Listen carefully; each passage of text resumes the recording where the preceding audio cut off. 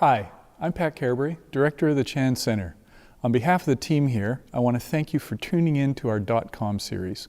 We just aired the premiere of Lan Tung, Have Bo Will Travel, and we're here live in the Chan Center for a post-show artist Q&A. I want to again acknowledge that the Chan Center is on the traditional, ancestral, and unceded territory of the Musqueam people. And from those of you who are tuning in from outside this territory, we also want to acknowledge the traditional owners and caretakers of those lands. We're joined this evening by two fabulous artists. On stage with me here is Erhu player, vocalist, composer, and producer Lan Tung. In addition to being a sought-after soloist, she is the artistic director of Orchid Ensemble, Sound of Dragon Society, and Proliferation. Joining us remotely from his home in Montreal is composer and guitarist Tim Brady. In addition to performing in major festivals and ventures around the world, Tim is a Juno nominee, and we are so pleased to have not one but two world premieres of his music on this program. Thank you both for being here with us.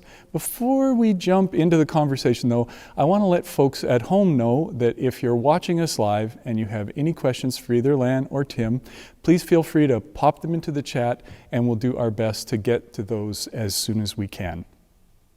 All right, so Lan, thank you so much for this wonderful program. Maybe you can give us an idea about how you put the music together. So we started out with traditional Chinese folk songs, and then we ended up with going through improvisation to Tim's music. What was your idea of connecting things that way? So the repertoire selection was actually started the other way around. We first decided we're going to do King's concerto etude. And last piece he wrote for me, and idea was going to be Erhu solo with electronics. And then so in emails with Wendy Atkinson, and also she was communicating with you and saying that it's possible to add more instruments. So and I asked him the possibilities. He said that we can have string orchestra or reduced to string quintet. And that's what we did with string quintet. And then it's not long enough for a full program, and we started to say what else we can do. And Tim suggests he has just written another piece for like instrument accompanying improvising soloist, which could be an instrument. So it wasn't really written for me, but it happened to be just a new piece he's written, hasn't been played, and then he arranged the string part for string quintet as well. So we have these two pieces chosen first. And then we have the other half, and the other half of the program, and I think it was, since we've been focusing so much on strings, and it would be nice to have a lot more. And I've been working in duo with Marina for a few years. So I think started in December 2018 is when we first started play the duo together. So that just seemed to be a perfect way to complete the programming. So just like from the end and back, going backwards. Nice. Yeah, that's great. And I wonder, Tim, tell us maybe a little bit about the new piece that's based or connected to an old piece. There's almost, I hate to say it, there's almost 40 years between these two pieces. So what links them, and what's changed in the way that you work with your musical material now? Yeah, the improvised piece, the piece with improvised Erhu, Peripheral Visions, relates to a piece I wrote in 1984. Yes, that is 37 years. And that was a piece I wrote for string orchestra and improvising soloist. It was ultimately recorded by the great late Kenny Wheeler, legendary Canadian flugelhorn player, trumpet player, and it's been played quite a bit. In one sense, I say there's a lot of continuity, actually. That's why I called it Peripheral Visions, to make an actual link with the previous piece, which was called Visions, in the sense that it's using a string orchestra, in the sense that it's using an improvised soloist. So there is a lot of connection. I would say we were looking at the 37-year difference, the musical material in this new piece is perhaps just a little bit more concentrated, just a little bit more focused. Although I would have to say that piece I wrote in 1984, it's actually a very special piece for me because it was the first piece when I wrote a piece where I went, man, I'm actually a composer. That sounds like real music. And I'm sure you, Pat, you've had that experience. You had that experience a few years ago. And it's always very exciting when you actually realize you have something to say that is yours. And so Visions is a very special piece to me. So this piece is kind of this weird extension that I didn't plan to write. As a few, about a year and a half ago, I woke up one morning and just had this idea to write a new piece for string ensemble and improviser, and I just did it. It took me a week or two to write. So I find in a sense, there's more continuity than contrast, which seems a bit peculiar for 37 years, but there you have it. Wow. Yeah. No, it's amazing how those things link together in our brains over those kind of period of time. So, Lan, what was it like to, you're faced with a piece, there's no notes on the page, there's no indication of what the chords are or any of that kind of stuff. So you really just have to react to what you're hearing around you. Is that exciting, scary, fun? Yeah. Well, as an improviser, that's what we do all the time, right?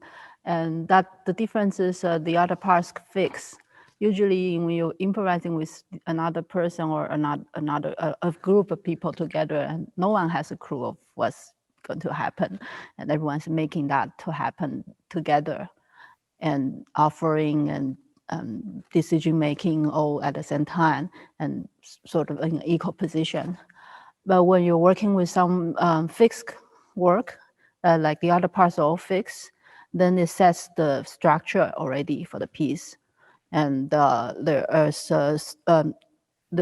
Tim's piece is really dramatic. I really love it. And so easy to play with. It's naturally has so different sessions, and the length for each session is also just perfect for things to build and develop. And of course, like before we started rehearsing here on stage, I didn't really listen to the MIDI much, like because for the other piece I studied really, really carefully, but this one I wanted to be more spontaneous. And so the first take we were doing, first run through in the rehearsal, I didn't know how long each session was going to be, so I may start something that takes a lot of energy, and then I run a sting, like it's like, oh, this is still going on, and I'm starting to like get tired. And so after hearing the piece and running through a few times, I know about each session, how long it should be, so I can pace myself better. So I think working with composed material, this is like one very important thing, is you know how to pace yourself, because they're not going to stop what they're doing because you're tired. Right. Now, Tim, you're also an improviser. So did you have in mind a specific something that you were hoping to get the energy to connect with between the soloist and the strings? I'll give the classic yes and no answer. In the sense that when I write a certain kind of rhythmic formula or harmonic idea or density or texture, I have because I've done a lot of improvising myself and I've worked with a lot of improvisers, I have some idea what they might do. So I'm not just throwing stuff at the wall and seeing what will happen. On the flip side, the great thing about it, and Lan, you did an amazing job. That was a beautiful improvisation. Thank you for that. You can never predict, and generally even if you can imagine, oh, they'll probably do this here, they'll probably do that here, a good improviser such as Lan always does something you don't expect, and that's the beauty of it, that with a good improviser you can try and guide stuff, but fundamentally they will find their own path through it, and you really actually have to give up control at a certain point. If you're going to write music that includes improvisation, you have to just agree that it's not totally your piece anymore. Yeah, I know that feeling. So we have a question from Jillian. She says, wonderful. Lan, when you sing, it sometimes sounds like you're using your voice as a mediator between the ensemble and your instrument, and at other times between you and your instrument. Is that an ebb and flow that you work with? Yeah, because I like variety, and the voice is just like another instrument or another tone color to work with. And so it's this sort of a extension of the Erhu sound. I have the Erhu, all the different sounds I can make. And then I don't see our voice is separated from it. It's more of adding another tone color, mixing together, and also different dynamics I can work with.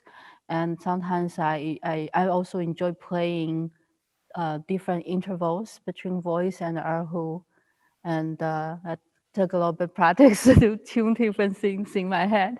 But it's fine. I'm playing with different intervals, even semitones or different tones, and that's quite interesting for me as well to explore.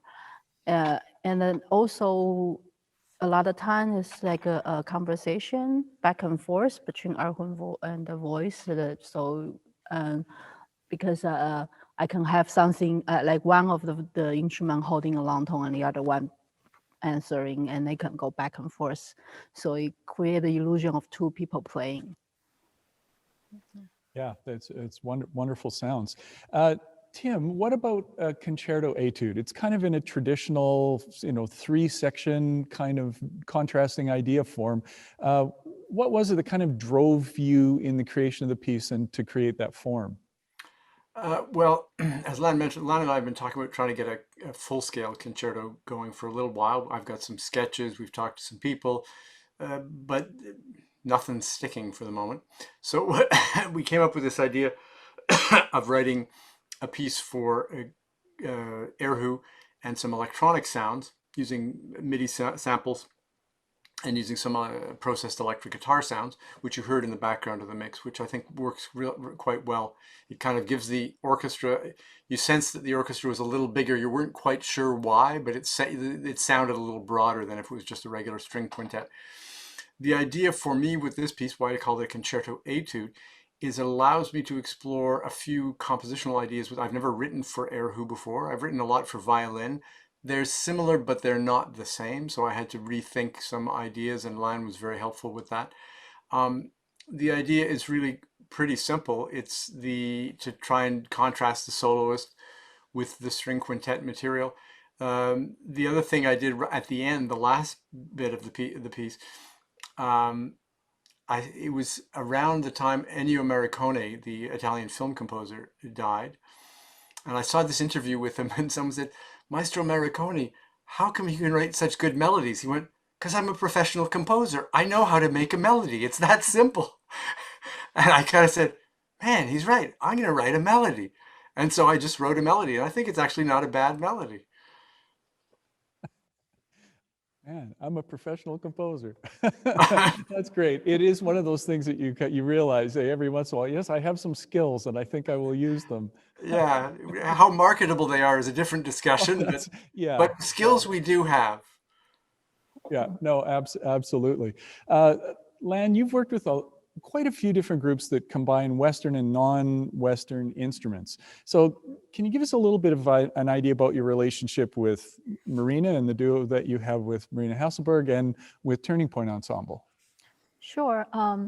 I play with Marina as a duo starting 2018, but she's a member of my ensemble called the Sound of Dragon, and is a cross-cultural ensemble of half Chinese instruments, half Western instruments, with 8 players.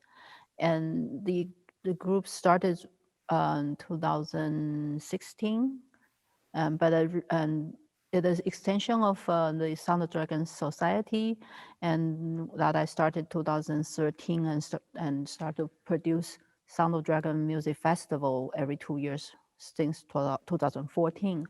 So this is so I start sort of running multiple projects that cross over, and so I start to play regularly with Marina because of the Sound of Dragon Ensemble, and we start to get to know each other. And also around the same time, Marina started to improvise more and more. So that's what brought us together. And 2018, this program in New Westminster, the Massey Theater, is it? No, then I can't remember.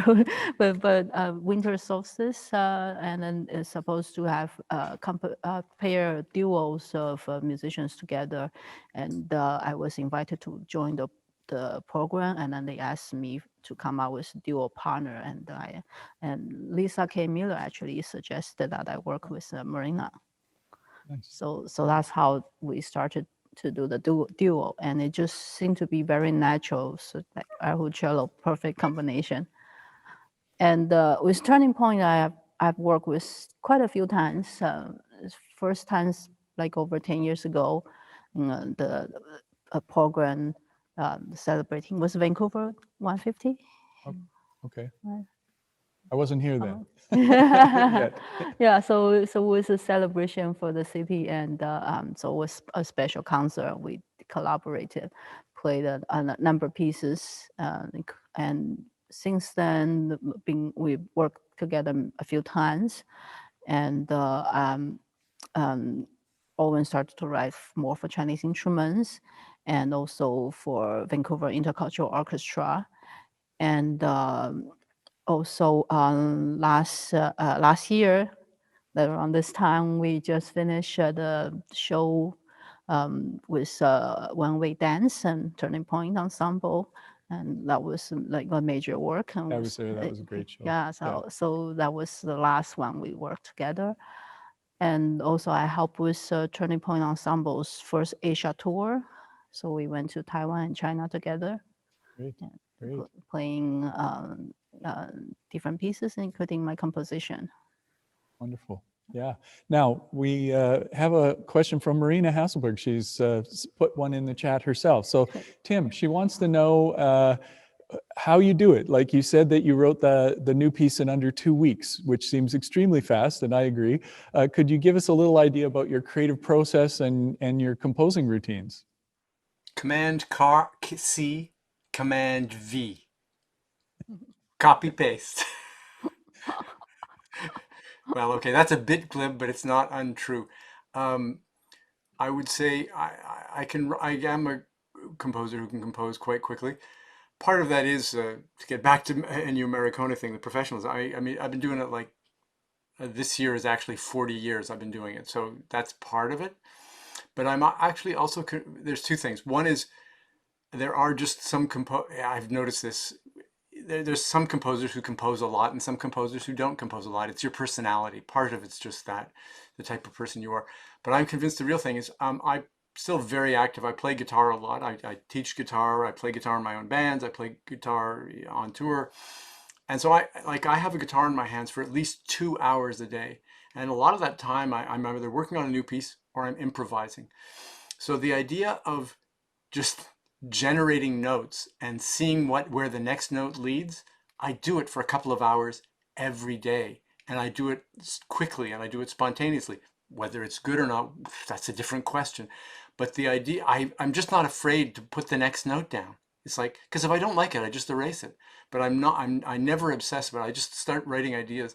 So that I'm convinced the fact that I still am very active as a performer is probably the key why I can compose fairly quickly, because it gives me this day-to-day familiarity with notes that composers who they don't play much anymore, they only write 2 pieces a year. The idea of writing a note seems like this onerous task. To me, it's like, oh yeah, another F sharp, big deal. I did 28 of those in the last 12 seconds. So that's my theory anyway.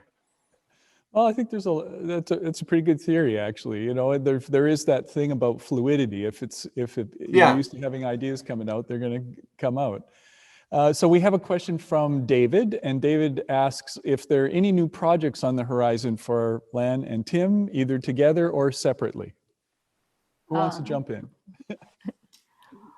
And well, Tim and I still hope to find the orchestra to play our concerto. Concerto, right? So and I have asked Tim to write for the Sound of Dragon ensemble, since now he started to write for Chinese instruments. We may as well get it going and do more. And so hopefully you will get some funding and get to do that next year. And currently working on Orchid Ensemble's educational online video, which should finish very soon, and is going to release actually first in Milwaukee, because we are in a we're in the residency program for more than 10 years with Milwaukee Symphony. And so usually we'll go there every year for a week, visiting a lot of grade 3 students in greater Milwaukee. And so last year didn't happen, and this year they want to do online. So we're finishing up our video, and we want to make that available for Canadian students as well. And so we share the copyright.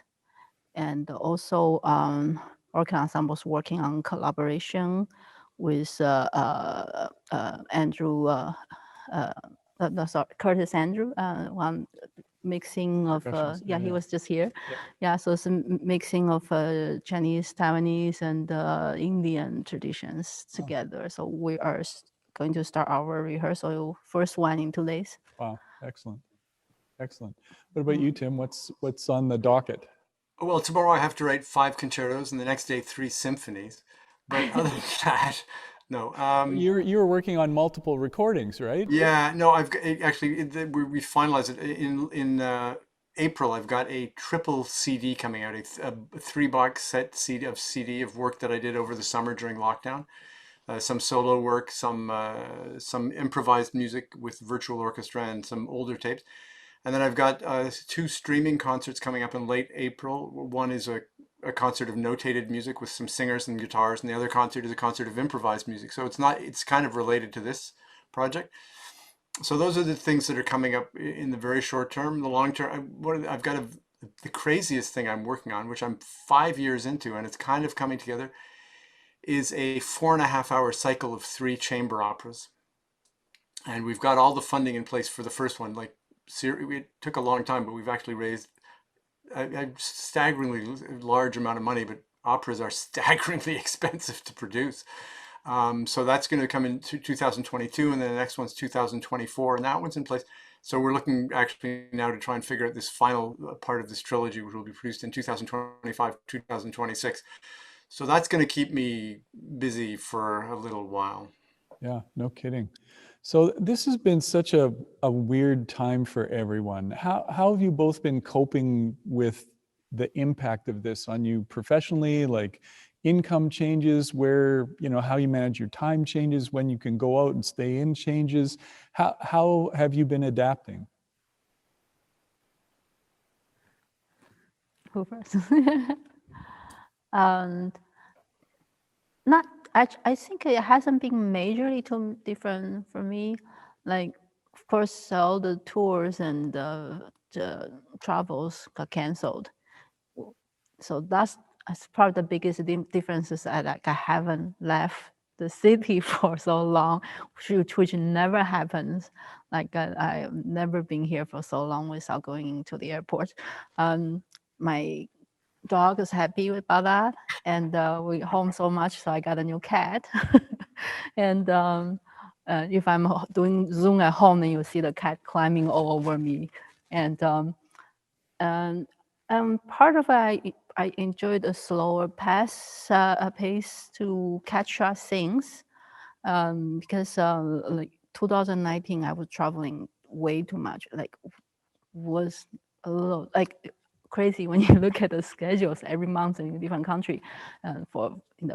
Starting from the summer to December, it was going so much, and so it's good to slow down on that, and then finishing up a lot of things that I wanted to do, I didn't have time to do. And actually, it's been nice to make good quality videos like this that we can select repertoire and have longer time to work on it. And I'm not constantly learning new things, new pieces for the next rehearsal. And so that's also good. And yeah, I think also I'm starting to think I'm going to start a podcast series. Great. So many new ideas always coming up. That's you great. have the option now to Yeah. do different things. Yeah. Yeah. What about you, Tim? I've learned how to cut my own hair. Not so bad, eh? I haven't been to a barber for like 10 months. I mean, it's not at your level, Pat, I understand, but still. So that's my major accomplishment. Other than that, no, I've done reasonably well. I think in a similar situation to Lan, when one is involved in creating one's own music and creating one's own work environment, we had a little more adaptability. I must admit, I think people who are, performers, and they're really, their role is just to perform in front of the public. They have had a much harder time. They don't have the flexibility that people involved in creative music had. So I feel they've had a much harder time. I was very lucky this year. The pandemic happened, and a bunch of virtual projects just kind of showed up with money attached to them. So I was actually able to, I had 4 huge projects that fell apart, and I try not to think about it because it's kind of depressing, because it was like 2 huge concertos with big orchestras, and it was like not, but anyway, they may come back, they may not come back, but that's life. But the virtual projects that I'm working on are very interesting, and they're keeping me quite busy, and the collaborators are great. So although I do have those live concerts coming up in April, it'll be fun to get back on a stage. I do miss that. And I was just thinking, it's fun being on stage. One of the other things I miss, which we're kind of imitating here, is like hanging out backstage before the show, the stupid jokes, the little rituals, tuning up, making sure your shirt is properly buttoned up. That's kind of fun, and I'm looking forward to that in April when I get back on stage. Yeah, I think definitely most of us who spend time on stage and backstage are looking forward to that, and playing for people that you can actually see when you get a little feedback from it. So Yeah. it sounds like there's actually been some creative benefits in the lockdown for those of us who are creative types and have benefited from the time. It's Yeah. it is going to be a weird period that we all will remember for a long time, I think, the changes in I how think we've so. done things. Yeah, and Yeah. I did get to play a few times with audience in the summer, doing the outdoor. Marina and I played a outdoor concert in a park in Maple Ridge. I hope our city will do summer Yeah, we've been series as really well. lucky here that, and in the summer things were looking like they were pretty good, and people were trying things outside. So maybe the good weather is going to come back soon, I think. Yeah, so I look forward to that, and I think Sound of Dragon will also find a place. Or we hope to do a summer outdoor series, gardens or somewhere. So we're looking for partners who wants to host us, and then we will be able to bring music outside. And I was also doing a lot of more work with now orchestra, the improvised parts, because you don't need to sit down to rehearse Rehearsals, together, and then and we can be apart, and so and they have the space, the little square at Chinatown on Painter Street, and so we just set up outside and play there, and it's kind of interesting because you got all this background traffic and people walking, and people from all different walks of life come by, poke their heads and see what we're doing, or there's people making weird noises. It's a very nice, actually a different vibe, but it's a good way to outreach and bring music out to people. Yeah. Well, we certainly enjoyed some wonderful weird noises tonight. The music was beautiful. So that brings us to the end of our Q&A. I want to thank Tim and Lan for joining us for this conversation, and I would like to extend my thanks to them and the other musicians as well involved in the performance tonight, members of the Turning Point Ensemble and cellist Marina Hasselberg. It has been a wonderful evening. Thank you all so much. As well, I want to thank you who've tuned in with us tonight. See you next time, and take care.